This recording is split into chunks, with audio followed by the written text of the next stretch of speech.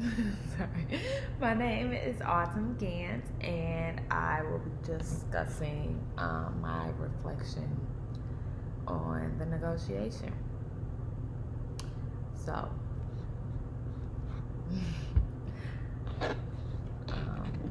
I just want to disclose that I ramble a lot, and I already made a 20-minute video, so I'm going to try to make this 10 minutes. I probably shouldn't have said that, so that could have been 10 minutes, but we're going to go with it. So, for the first thing I want to say is that this is definitely a situation that requires a negotiation. I say that because there was no winning without coming to a solution with the other side. Like, we needed to discuss how to come to a mutual agreement.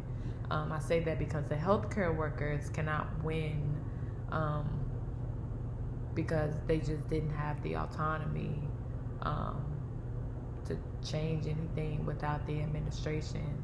And the administration couldn't win because if the healthcare workers leave, they have no hospital, especially with the budget. So yeah, we definitely needed each other.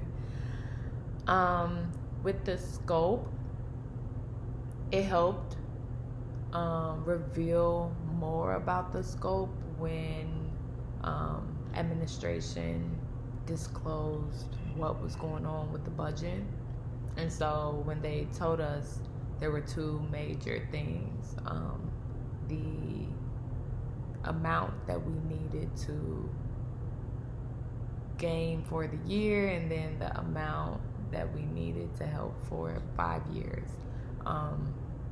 That kind of showed that this situation had potential to be a narrow or a process of further negotiations. I say it could be a process of further negotiations because maybe the process for the 1 year satisfaction of the budget decrease or budget helping would not satisfy the 5 year. However, if the solution for the 1 year budget deficit, that was the word, deficit, if that were able to also satisfy the budget deficit for the 5 years that we needed to make up, then it could have been a narrow solution. That would have been optimal, but I don't necessarily know if we could have come up with something like that. Yeah. We had the option to choose between collaborative and competitive. And I think with this situation, it is very easy to go competitive. So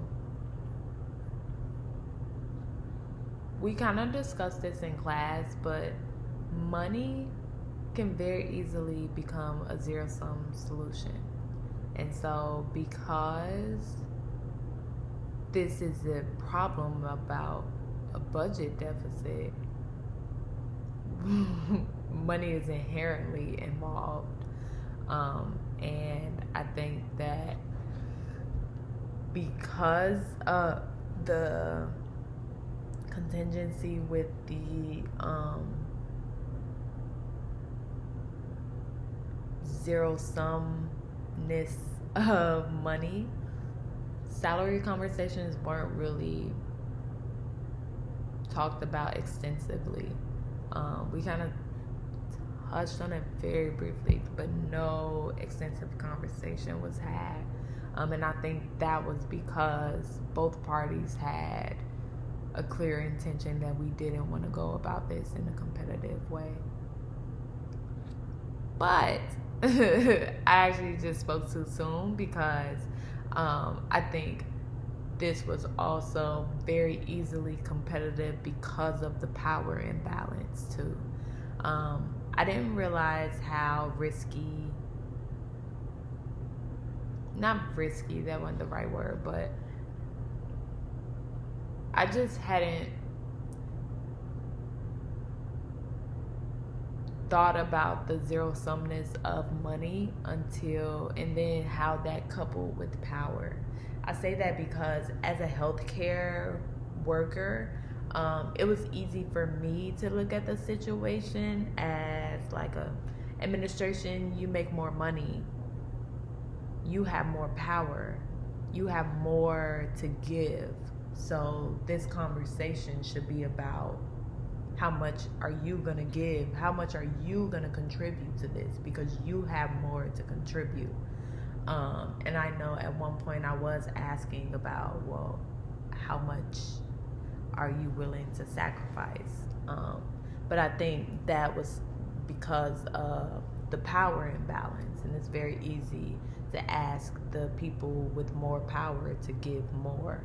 But that's where that competition comes in. Yes, so we did take a collaborative approach, and I think that with administration outwardly declaring that no one was going to lose their job, that was definitely tending to the healthcare workers' interests. I don't know how the healthcare workers could have tended to the administration's interest of saving the hospital, because we had no power with the budget, and so there was really nothing we could do but keep working. So as long as we don't quit, we were tending to their interests. So one thing that I learned with this is that you need ample amount of time to prepare if you have a team. I say this because I definitely feel like even if you're by yourself or I think period, you need ample amount of time, and also you should know going into it what approach you're using, and I say that because it's very easy to slip into the competitive approach, especially because that's the norm in society. Like when I was slipping into the competitive approach, like going for administration cutting their salary, I wasn't even aware that that was the competitive approach. I just thought that was the rational decision. So you definitely have to be aware of what approach you're taking and how that looks, so that you can better name, like, okay, I'm slipping into territory that I don't want to go down. And something that I learned is that you definitely have to acknowledge the other side's perspective. I think that administration taught me that when it would come up like, oh, well, we're having two separate conversations, and we should take it to one. But I think that there was one time when I was asking how much the administration was gonna be willing to sacrifice their salaries, and someone from admin was like, well, we're talking about two different things, and I want to talk about your interests. They didn't outright say that, but it was kind of like, I want to talk about this. And I think that if this were a real situation, I mean, even in the situation, I kind of felt slighted. But if this was a real situation and there were already underlying tensions, like that could have ended really bad. And so I say that to say, like, you should definitely like acknowledge, like, I hear you. And this is my intention in wanting to switch the conversation. Or can we switch and asking, can we switch the conversation? So yeah, I definitely learned that. I also learned how